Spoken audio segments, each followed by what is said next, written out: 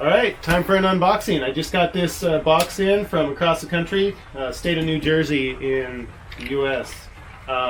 So this is from Broken Branch Pottery, made by a guy named Robert Hunter, and I've had a couple of his pots already. I had him send me these two, which I'm totally digging. These are some very simple things, but definitely some very fine things. They both have this, I've heard it described as dark matter or maybe dark chocolate. It's just a beautiful unglazed pot. Look at this interesting recessed bottom there for plenty of airflow. Drainage on the side. Plenty of drainage for water. Still fighting my cold, excuse me. Lots of good tie-ins around here. Cool little logo that says BBP and some trees on it there. Let me get you a close-up of that.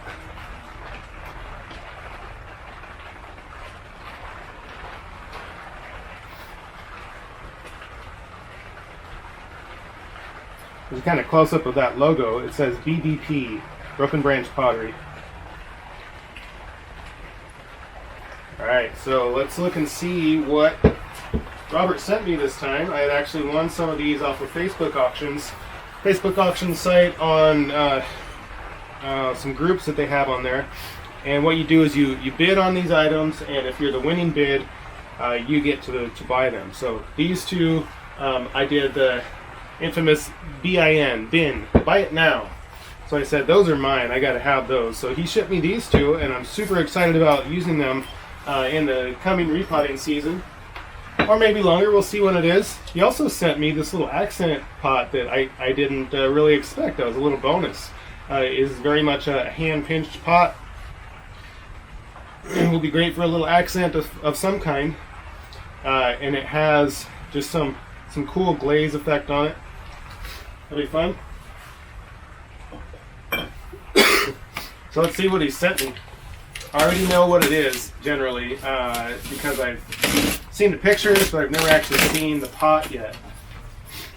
Saw the pictures online, which is very different than in person, because once you get something in person, especially for a glazed pot like these ones that I got, it's going to be so different. The glazes really come out when you see them in person. So something that Robert does to really package his stuff really well is he uses these insulating pads. And these things are super durable as far as styrofoam goes. Took me quite a bit to bust that, and so if it takes that much, his packaging will survive a lot of madness. Alright. First one up is actually both of them. So he was able to bundle these together and save me a little bit of shipping costs, which is amazing because shipping is expensive.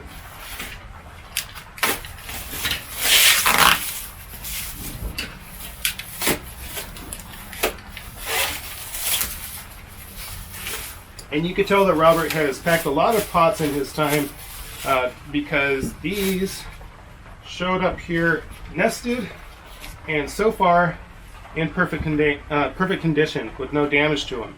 So nesting things of a ceramic nature can be a little tricky when you're sending through post and other carriers. It's got it packed in some kind of dampened craft paper, it looks like, and that allows it to sit in really nicely and conform to the shape of the pots. So great packing, Robert, good job.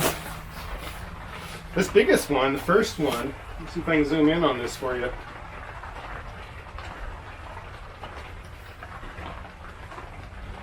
Okay, so again, I could not tell from the pictures really quite what I was getting from the glaze because you could only see so much even in this video that I'm showing you.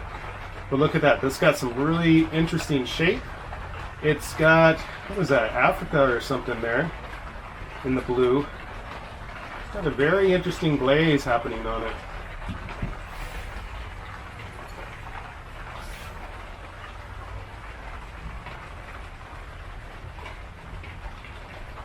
And then inside it's got a nice dark clay. tons of tie-in holes. Look at how well he did with the tie-in holes. There's actually 8 tie-in holes, 4 drain holes, and it's deep. This thing is going to drain like nobody's business. This is great stuff.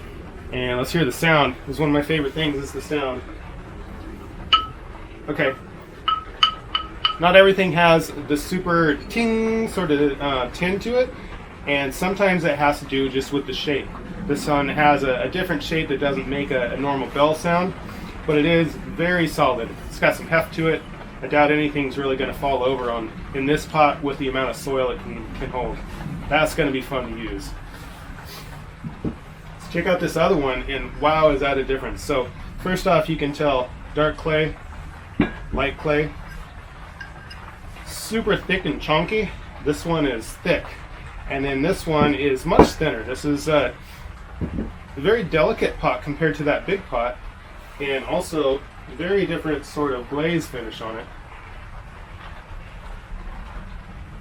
Kind of a, I guess you call it pistachio. I just recently sold a pistachio pot that was much bigger and didn't have all this interest in the glaze on it. And this one is that round shape that I'm going for. So there again we have lots of tie-in points, his BBP stamp, or chop, whatever have you. 4 drain holes, 4 tie-ins. Not skimping on the securing on these things. Let's listen to the sound on this, see if there's a nice ting to it. Okay, it does have a little ting. Now that doesn't mean that the pot is a better quality or a lesser quality depending on the sound it makes when you tap it. It's just something that I enjoy doing when I take out a pot and look at it. So this one has a pretty smooth glaze. This one's a little bit of more of a texture on the glaze, and this one's almost more glassy and smooth. Very, very interesting pots. I'm really keen to get into those. So here's my collection so far from Broken Branch Pottery. And that is some really cool stuff. I have, some different shapes there. These two are actually very similar to each other. Glazed and unglazed there in the front. There's a glazed, really delicate looking one, and then more of a chunky bowl here. It's pretty neat.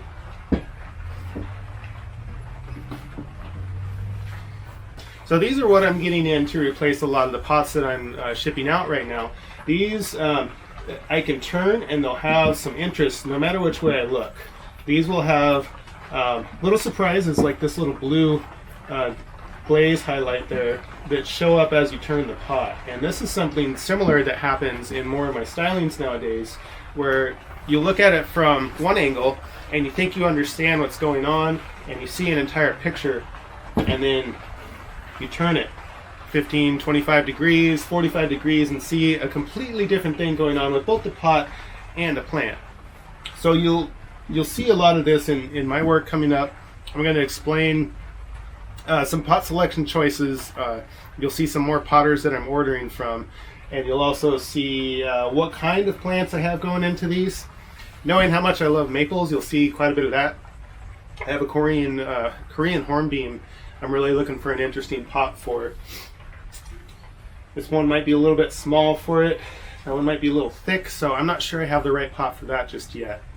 Also I have some other plants that flower that might look really interesting in one of these containers. And if not one of these, then they will be one of the other ones that I get. I'm going to try to select several of them throughout the winter time here.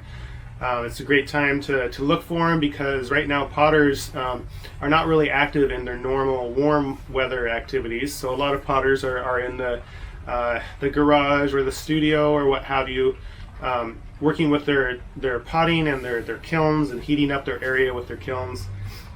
So this is really great time for me to find some more pots. Some of the things that these are replacing that are similar. This is another green. It's kind of a squared off oval. This one is basically a rectangle with smooth ends. And this is a production Chinese pot. It does have beautiful glaze on it. I mean, this has done really well for me for some of my trees for several years, and it's in really great condition, but it just doesn't fit with my style anymore. Along with this little one, which has some really neat glaze on it also. It's an unlikely color that I haven't really seen very much, and it has a nice oval shape. It's got a decent depth for different plants.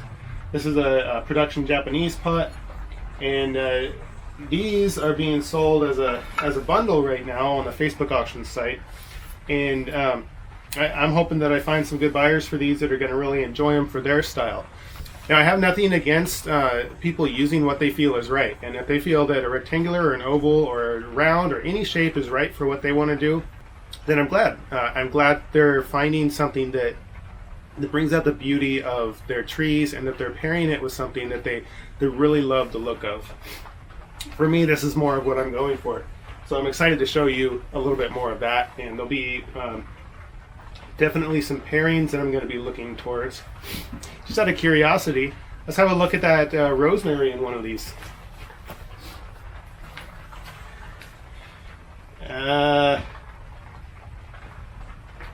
This one is a little too close to the foliage, so is this one.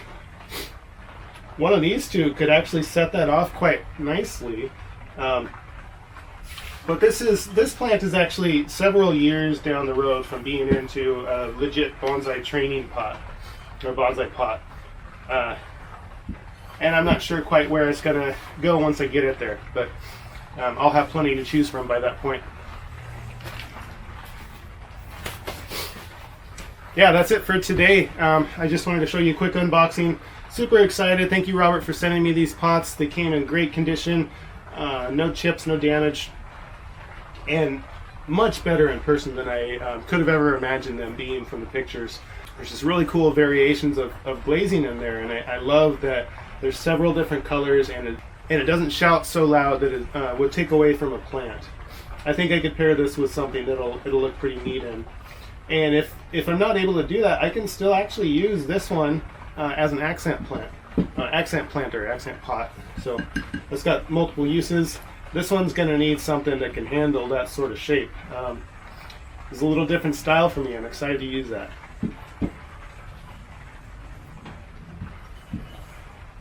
All right, cool stuff. Thank you all for watching.